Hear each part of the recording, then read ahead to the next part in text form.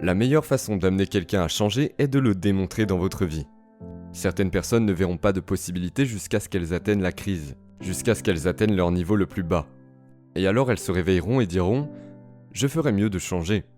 Je pense que la plus grande démonstration du changement est de commencer à montrer aux autres comment le faire, d'en être l'exemple vivant.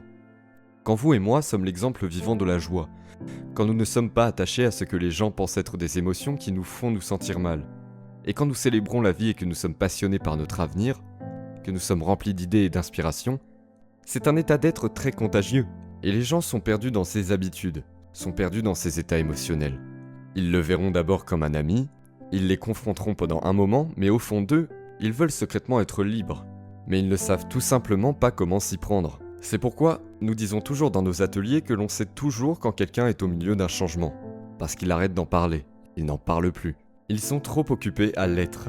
Donc si vous et moi nous nous levons chaque matin et démontrons le changement dans notre vie, les gens dans notre vie ont deux choix. Soit ils commencent à être inspirés par le changement pour eux-mêmes, non pas parce qu'on leur prêche des choses philosophiques, mais parce qu'on le démontre dans notre vie qu'ils s'élèvent à ce niveau. Soit la personne ne peut pas maintenir une relation avec la personne qui vit dans une telle liberté, ce qui signifie qu'elle restera probablement la même pour le reste de sa vie. Mais si une crise survient, elle peut faire un autre choix. Donc, ma recommandation pour les personnes qui ont des habitudes, des états émotionnels et des schémas de pensée, les individus autour d'eux pourraient avoir à vivre dans un état de joie. Ils doivent vivre dans un état de liberté. Ils ont été démontrés dans tous les domaines de leur vie.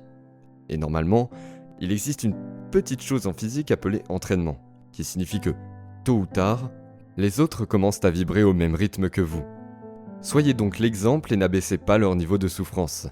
Parce que si une personne souffre ou si une personne est frappée dans un modèle, c'est qu'elle utilise les conditions de sa vie pour réaffirmer la dépendance à la souffrance, à cette dépendance à la culpabilité, à cette dépendance à la difficulté. Mais ils ne vous utilisent plus pour cette addiction parce que vous venez de vous réjouir. Ils ont le choix maintenant de prendre et de se rendre. Et c'est la plus grande chose que vous puissiez faire pour eux.